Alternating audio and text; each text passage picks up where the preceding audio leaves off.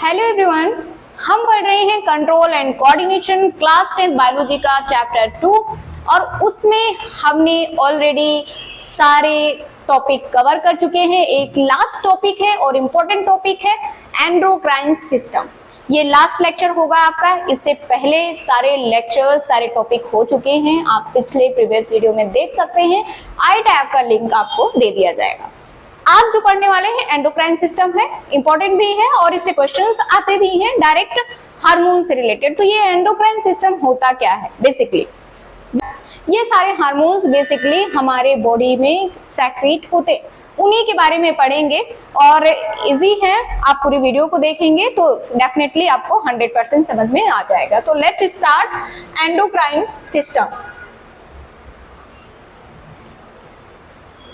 Endocrine system is composed of several endocrine glands. तो जो endocrine system होता है पूरा किससे बना होता है? बहुत सारे ग्लैंड से मिलके। A ductless glands is called endocrine glands। अच्छा, ductless का मतलब क्या होता है? यहाँ पे देखना, endocrine glands secreted in the product directly into the blood stream। मान लीजिए ductless का मतलब क्या होता है कि कोई हार्मोन्स क्या हुआ, रिलीज हुआ, सेक्रेट हुआ कोई हार्मोन्स और वो डायरेक्ट कहाँ पे चला जाता है? आपके ब्लड में। कहाँ पे? ब्लड स्ट्रीम में। तो उसको हम क्या बोलेंगे? डक्टलेस। ठीक है, ब्लड में जाने के बाद में जिस बॉडी पार्ट को जरूरत होगी वो उसी तरीके से क्या हो जाएगा? एब्जॉर्ब कर लेगा। लेकिन अगर हम डक्ट कहीं पर हो, विथ डक्ट हो, तो उसका मतलब क्या होगा कि अगर कोई हार्मोन्स यहाँ से रिलीज हुआ तो वो डायरेक्ट एक पाइप के थ्रू, इसको देख रहे होंगे, एक जो पाइप होगी जहां से डायरेक्ट हम क्या करेंगे? हार्मोन्स को भेज देंगे। तो बेसिकली अगर हम बात करें कि डक्टलेस और विथ डक्ट वाले हार्मोन्स में कौन फास्ट वर्क करेगा, तो क्या बेटा आप बता सकते हो कौन सा फास्ट वर्क करेगा? किसी भी सामान को हमें डायरेक्ट एड्रेस पे पहुंचाना है तो आप जल्दी पहुंचा सकते हो, लेकिन आपने ब्लड में डाल दिया और ब्लड से जिस बॉडी पार्ट को, जिस ऑर्गन को जरूरत होगी वहां पे जाएगा, तो ऑब्वियस सी बात है इट्स टेक टाइम। ओके, तो ये क्या होगा? फास्ट जो होगा वो कौन सा होगा? डक्ट विथ डक्ट के साथ में जो हार्मोन्स बॉडी तक जाएंगे उसको, ये जो प्रोसेस होगा वो क्या होगा? फास्ट होगा। नेक्स्ट है hormones are produced in the endocrine glands. Hormones is mainly composed of protein.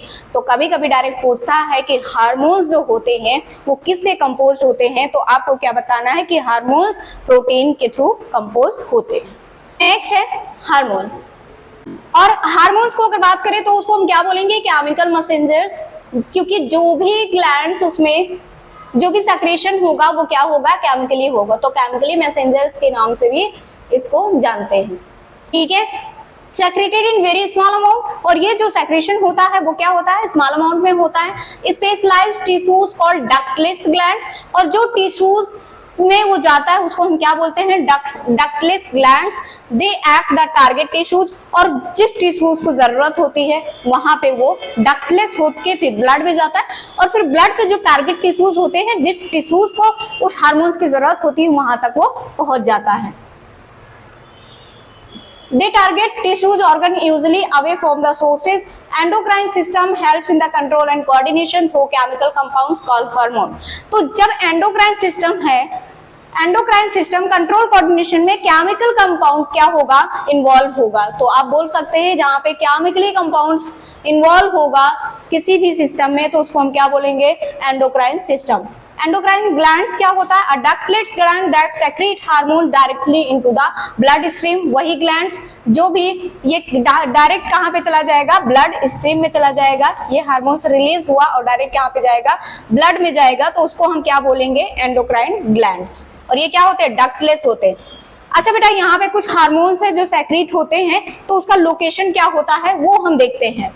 आपने देखा होगा, ये इंपॉर्टेंट, ये नाम तो सुना ही होगा कहीं ना कहीं। ये क्या होता है? पिट्यूटरी ग्लैंड होता है, जो कि कहाँ पे प्रेजेंट होता है?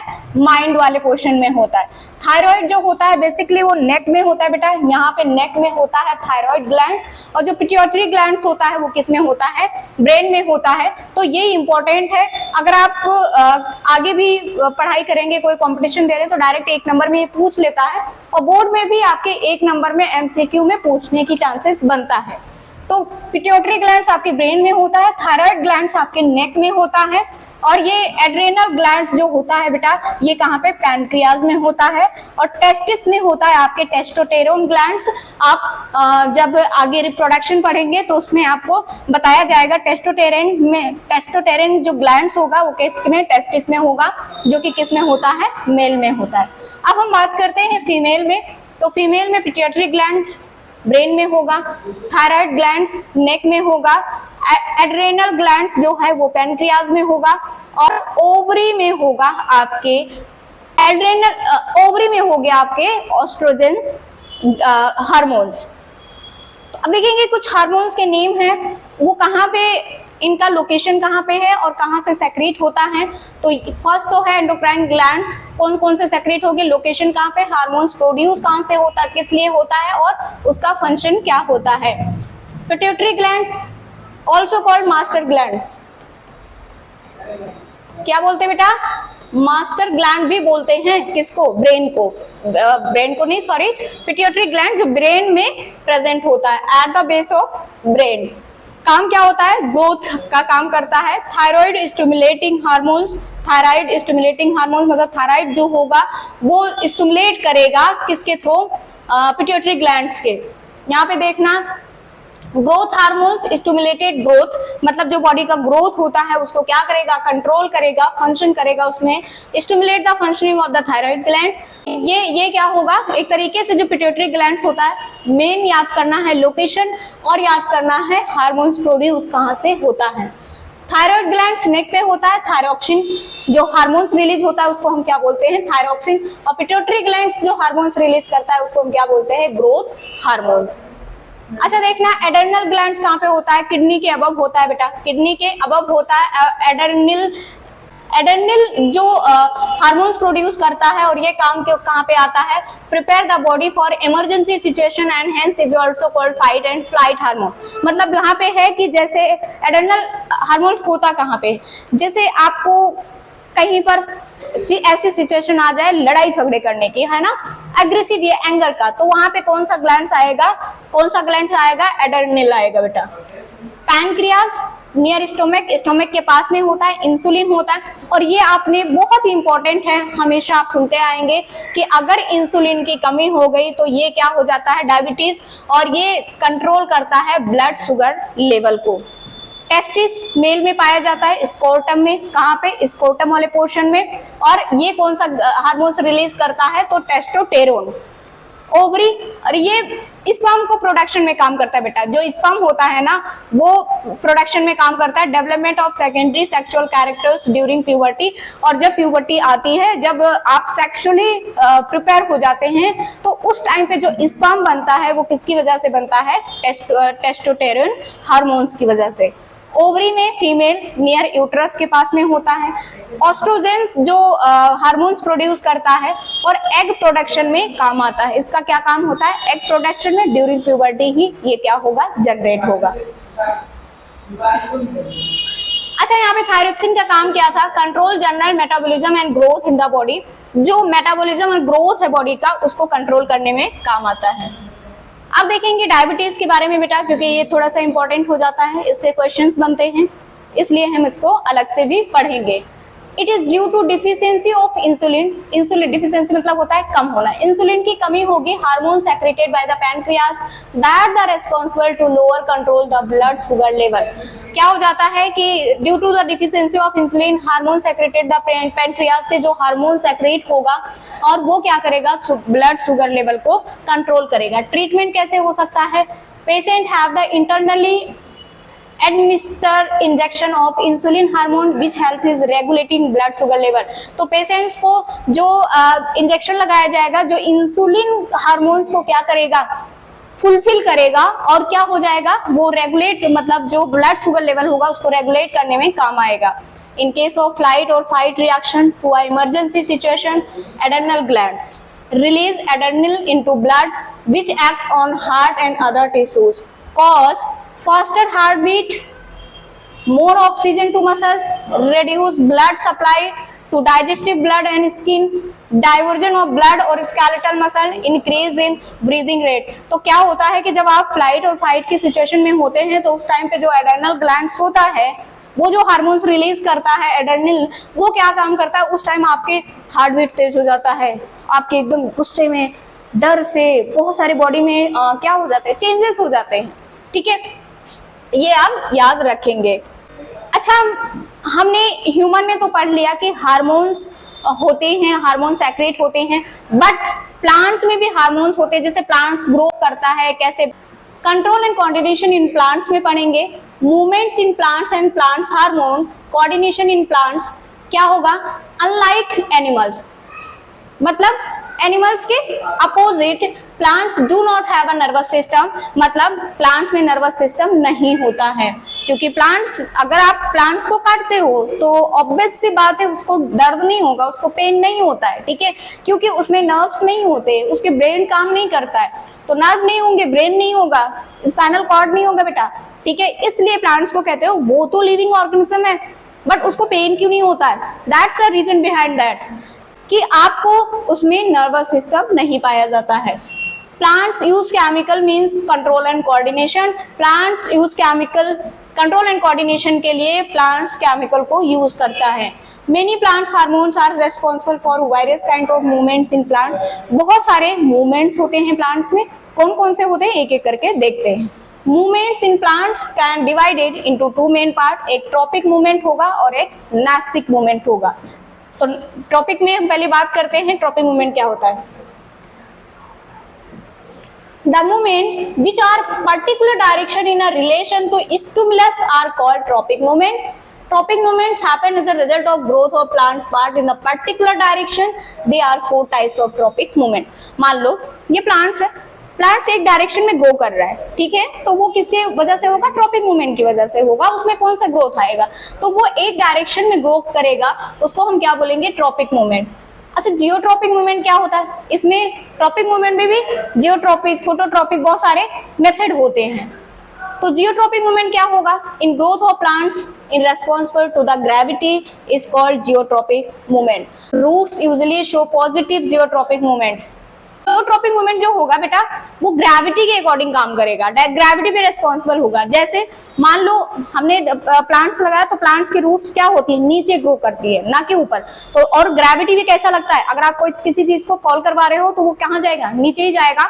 तो वैसे ही रूट्स, तो जियोट्रॉपिक किसमें काम आता है, किसके अकॉर्डिंग काम, किसके रेस्पॉन्स काम करता है, वो ग्रेविटी के। They growth in the direction of the gravity, और ग्रेविटी के डायरेक्शन में ही क्या करता है, ग्रोथ करता है। सो बेटा आई होप आपको समझ में आया होगा।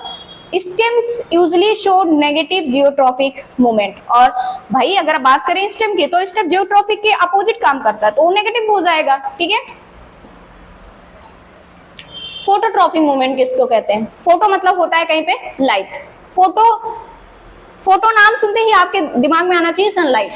The growth of plants part in response to light is called phototropic movement. जो भी प्लांट्स फोटो के रेस्पॉन्स होगा, फोटो के डिपेंड होगा ग्रो में, वो क्या होगा, फोटोट्रॉपिक होगा। Stems usually show positive phototropic movement while roots usually show negative phototropic movement. तो नेगेटिव क्या होगा, जो अगेंस्ट रहेगा, अपोजिट ग्रो करेगा। जो पॉजिटिव कौन सा होगा, जो अलोंग ग्रो करेगा। ओके, तो अगर ये प्लांट्स है तो आप देखते होंगे सनलाइट इधर है, यहाँ से ही फोटो आ रहा है, और ग्रो भी किधर ही हो रहा है, ऊपर हो रहा है, तो ये पॉजिटिव है। लेकिन अगर रूट्स की बात करते हैं बेटा, तो रूट्स क्या होता है, ग्रेविटी, रूट्स क्या होगा, फोटो के अपोजिट करेगा। मतलब क्योंकि रूट्स नीचे की तरफ क्या हो रहा है, ग्रो हो रहा है, और स्टेम ऊपर की तरफ ग्रो हो रहा है। तो यहाँ पे देखिए, if a plant is kept in the container in which no sunlight reaches and hole in the container allows some sunlight, the stem finally grows in the direction of sunlight। मान लो आपने एक कंटेनर ले लिया, उस container में आपने किसी plants को रख दिया, ठीक है, और पूरा प्लांट्स बंद कर दिया, सनलाइट वहां पे नहीं पहुंच पा रही है, लेकिन एक होल कर दिया, ठीक है, जहां से सनलाइट आ रही है। आप देखेंगे, आप ये प्रैक्टिकल भी कर सकते हैं, आप देखेंगे कि जो प्लांट्स ग्रो हो रहा है ना, वो फोटो मतलब जहां से सनलाइट आ रही है उस डायरेक्शन में ग्रो होगा। तो ये क्या हो जाएगा, पॉजिटिव और phototropic movement, right.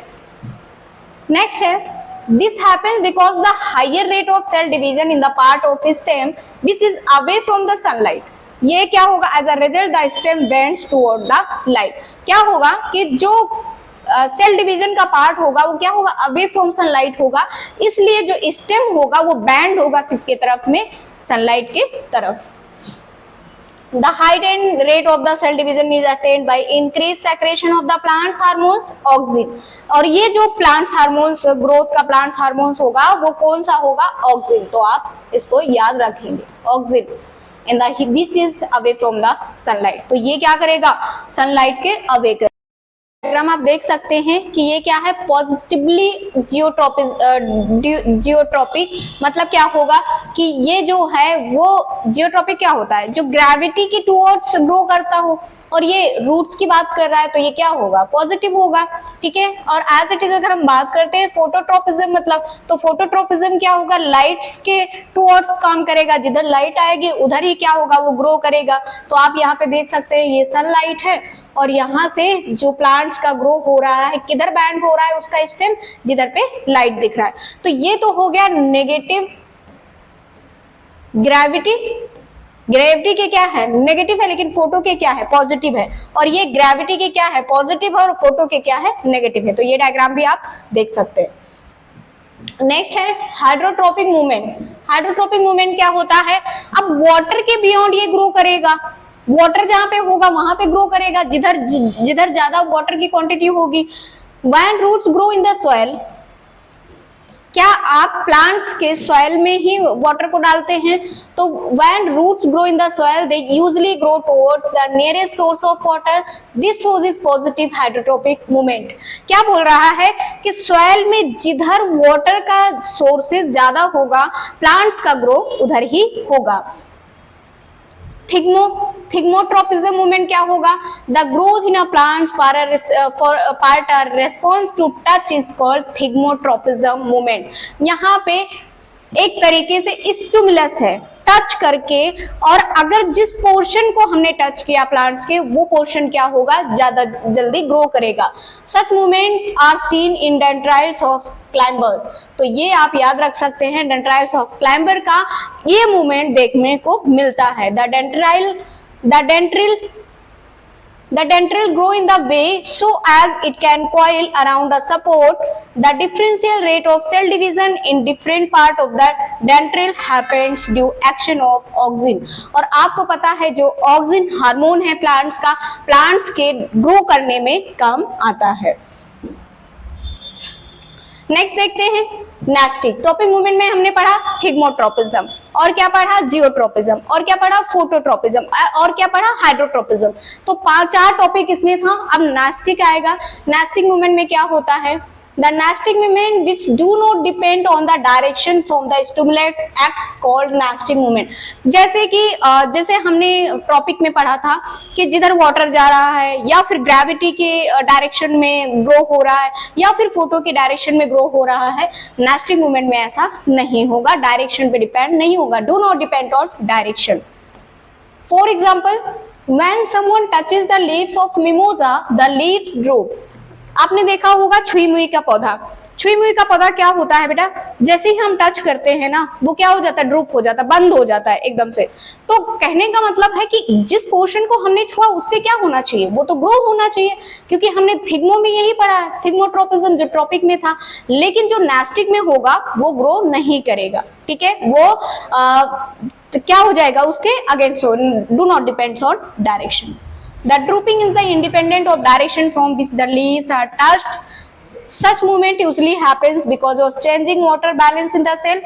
When leaves of mimosa are touched, the cell is leaves lose water and become flaccid, resulting in the drooping of leaves. कहता है कि जैसे ही हमने लीफ को टच किया, लीफ को टच करते ही वो क्या करेगा, वाटर लूज करेगा। वाटर लूज करने के बाद में वो क्या हो जाएगा, ड्रूप हो जाएगा, बंद हो जाएगा। ये आप देख सकते हैं कोऑर्डिनेशन इन प्लांट्स में दो पार्ट में हमने उसको कैटेगराइज किया। फर्स्ट है टॉपिक और सेकंड है nastic. Nastic movement non directional movement होता है, डायरेक्शन पे डिपेंड नहीं होता है। और अगर हम टॉपिक मूवमेंट की बात करें तो टोटली डिपेंड्स ऑन डायरेक्शन। इसमें हमने पढ़ा फोटोट्रोपिज्म, जो कि किसमें, लाइट के टुवर्ड्स ग्रो होता है। जियोट्रोपिज्म ग्रेविटी के टुवर्ड्स ग्रो होता है। और चीमोट्रोपिज्म क्या होता है, ये टच पे होता है। हाइड्रोट्रोपिज्म किसमें होगा, वाटर के टुवर्ड्स ग्रो होगा। यहाँ पे दिया हुआ है immediate response to stimulus, dropping of leaves, touch me not, plants on touching, मतलब छुई मुई को बोलते हैं touch me not. Plants hormones कुछ होते हैं जिनके बारे में पढ़ेंगे। ऑक्सिन को हमने बताया कि वो किस काम में आता है, हेल्प्स इन ग्रो। टिप जो होता है, शूट टिप जो होती है प्लांट्स की, उसको ग्रो करने में काम आता है। Phototropism more growth of cell towards the light, और सेल जो होगा लाइट के टुवर्ड्स ग्रो करेगा। कौन सा हार्मोन इसमें हेल्प करता है, gibberellin helps in the growth of stem, stem को ग्रोथ करने में काम आता है। तो ये हार्मोन्स जो है वो आप ध्यान में रख सकते हैं, ये क्या हो जाता है, इंपॉर्टेंट हो जाता है। Cytokinins promote cell division, cell division करने पे काम आता है क्या, cytokinin. Abscisic acid inhibit growth cause wilting of leaves, stress hormone भी इसको बोलते हैं। तो ये जो हमारे प्लांट्स हार्मोन हैं, इसको आप एक बार ध्यान में रखेंगे। तो बेटा कंट्रोल एंड कोऑर्डिनेशन पूरा चैप्टर आपका यही होता है फिनिश, जिसको हमने पूरा कवर किया है पार्ट 4 में। ये लेक्चर देखने से पहले आप पार्ट 1, पार्ट 2, पार्ट 3 देख सकते हैं, आई टैब का लिंक दे दिया जाएगा। सो मिलते हैं नेक्स्ट वीडियो में, जिसमें हम पढ़ेंगे हेरिडिटी के बारे में, जो कि चैप्टर 4 है। चैप्टर 2 को ऑलरेडी हमने कवर कर लिया है, how do organism reproduce. Playlist में जाके आप उस वीडियो को देख सकते हैं। अगर आपको लेक्चर समझ में आ रहा है तो please like, share and subscribe. So मिलते हैं नेक्स्ट वीडियो में, तब तक पढ़ते रहिए, अपना ध्यान रखिए, बाय बाय, टेक केयर।